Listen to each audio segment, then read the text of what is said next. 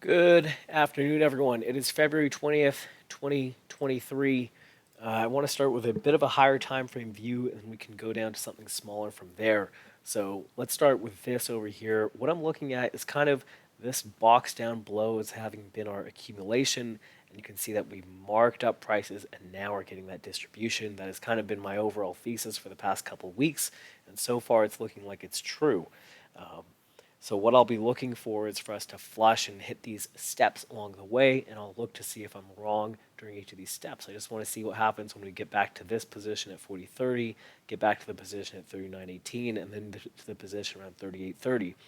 In my opinion, we should get a bit of a bid at each place, and then flush down below. Bid, flush, bid, and then lower into new lows on the year. So that's how overall I'm looking at this whatever you'd call it, 40.50 to 4200 sort of range that we've been trading in for the past couple of weeks.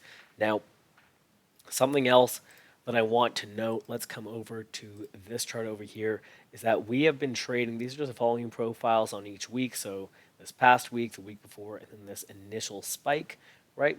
We're still trading in this initial spike, this initial ripper. So as long as we're trading within this low, this 40-30 area, to me this is still just distribution. I need to see that 40-30 flush. Also coincides with yearly VWAP at 40.38. So I need to see this sort of area flush, and then I can consider that distribution complete, and we should see lower stages. Again, talking about that 39.18, that 38.30. So I want to see this flush, then come to that 39.18, see what happens, and then come to that 38.30. So that is overall how I'm looking at these higher time frames for now. Now let's get into what I'm actually looking at for this week. Sorry, a lot of charts here. Hopefully you can follow. This is just a 2-hour chart of the ES, full external trading hours, whatever. News-wise, we've got a decent amount of news. Tomorrow we do have existing homes and PMI in the morning. Wednesday we've got FOMC minutes, which shouldn't be too much of a shocker, but I wouldn't be surprised if the action slows down around noon. Thursday, the big number, GDP quarter over quarter. Friday, again, some smaller numbers with PCE and new homes and University of Michigan sentiment. So how am I going to be trading this? To me, 4100-ish is going to be the major pivot. And let me just pull this up on a different screen so I can look at the references I have here. That's going to be the major pivot for me, simply because we've got prior week's value area low there. We've got the weekly half back at 41.13, matching that Wednesday low of the day. And we've got the prior week's value area low, weekly half back, and that January high sitting at 41.09 quarter from January 27th, it looks like. So to me, this is going to be the major pivot up above. I know 41.25-ish is still where our monthly point of control is, and arguably where the key distributive number is. However, that may be too large of a time frame to look at when we're scalping intraday. So to me, 41.25 is not going to have as much significance as it did last week. Instead, I'll be more so looking at 41.44 quarter, where our prior week's point of control is, and 54 half, where our prior week's value area high is, as well as the 2022 halfback. 41.44 also being near that Q3 value area high and December's high at 41.41. So kind of this 41.40 to 55 area is going to be a key resistance to me. Up above at 41.70, I think if we come back here, we managed to keep it down there. There was that new spike, whatever it was, I think CPI, that was the new spike there, which got us to 88. But once we start trading over 41.70, I think it's likely we break 88, so when we get that breakout to 42.30, we fill that gap up above. To the downside, 40.83 quarter, this kind of 40.75 to 90 area. 40.75 is our weekly value area low from last week. That's our 87% weekly value area low, which I like to think of as sort of an area where the bulls can salvage the lows. So to me, they can salvage it here right around 75. Happens to people who are trading currently, and we can get into that gap close at 09 quarter, I believe, 41. Yeah, 40.98-ish. So I believe we could sort of salvage these lows, come back to 40.98, likely get some sort of selling. Then we can see if we move up back above to that weekly point of control at 41.44-ish to value area high, or if we end up selling down instead to lower prices.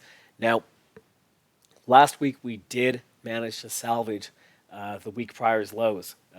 The full external trading hours I think came in at 40.60-ish. Yeah, 40.60.75 was the external trading hours low. The regular trading hours low I think was higher up at 69s. Yeah, 69.75.